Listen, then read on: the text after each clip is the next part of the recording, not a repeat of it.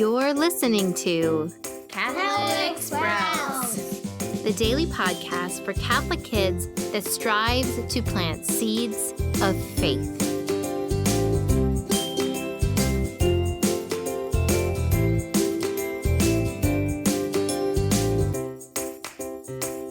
Hey there, Sprouts. Today is Thursday, March 4th, 2021. It is also the feast day of the Polish saint, Saint Casimir. Now, all week, we have been reminding ourselves of why we are doing all of these crazy things for Lent, why we are fasting, praying more, and giving alms. And the reason why we do these things, so that we can become more like Christ. That when Christ rises up from the dead once again this Easter, that we will rise with him out of sin and into a life that is connected to his. Now, we've already learned about fasting through the example of St. David of Wales, prayer through the example of St. Agnes of Bohemia. Yesterday, through St. Catherine Drexel's example, we reminded ourselves of the powerful calling to give alms.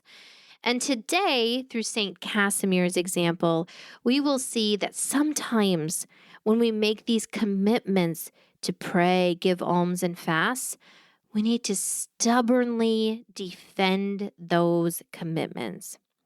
Now, St. Casimir lived in the 1400s, and he actually was the son of the Polish king. So this is our second saint this week who was the son of royalty. St. Agnes of Bohemia was the daughter of the Bohemian king, and Casimir is the son of the Polish king.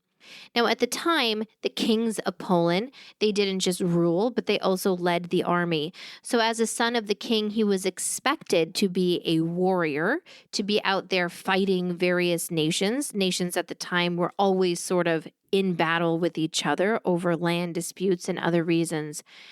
But St. Casimir, from a very young age, was incredibly stubborn. He had discerned that he had no desire to go and fight. He desired peace. He desired to be like Christ, and he desired to care for the poor. So even though his father threatened him, even though his father sometimes forced him to take the army and head off into war, he refused to fight. Instead, he became a voice for peace with the other nations.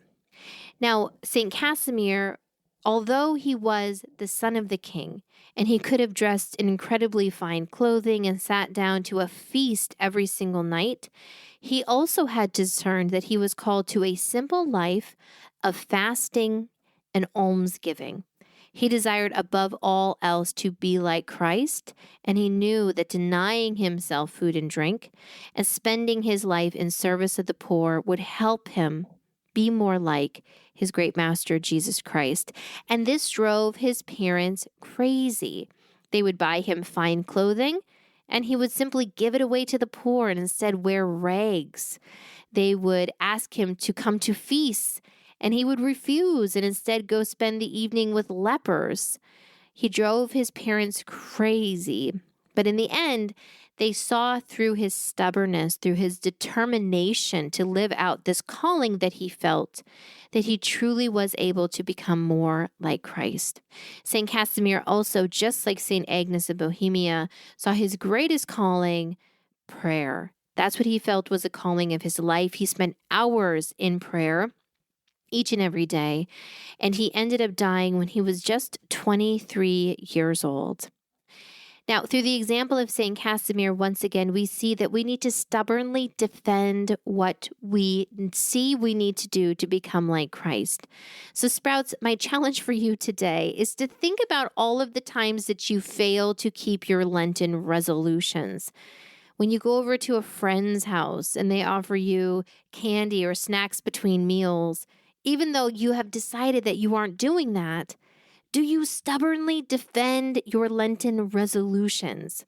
Also, perhaps you've decided that you are going to do some private prayer each evening before you fall asleep. Do you stubbornly do it, even if it means that you have to sit up in bed or keep the lights on? Or do you just let yourself fall asleep because it's been a long day? And also, if you have made a commitment to give alms, to serve the poor, Are you following through with that?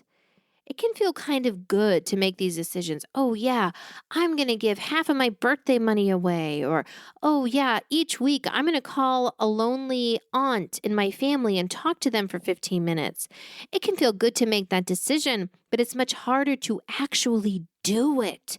And if you miss a week, to not just say, well, I guess I'm not going to do that anymore, but to pick yourself up and do it the next week. You need to be stubborn, my friends, and defend these decisions.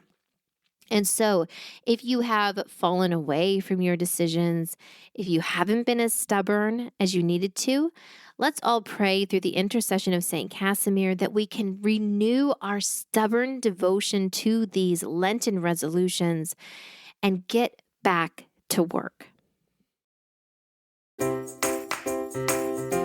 That's it for Catholic Sprouts today. We'll be back tomorrow, but until then, continue to grow in your faith and truly sprout into the beautiful creation that God created you to be.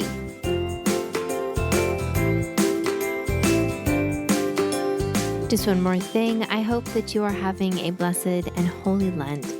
Please be assured of our prayers for you and your family as we all work very hard to become more like Jesus Christ.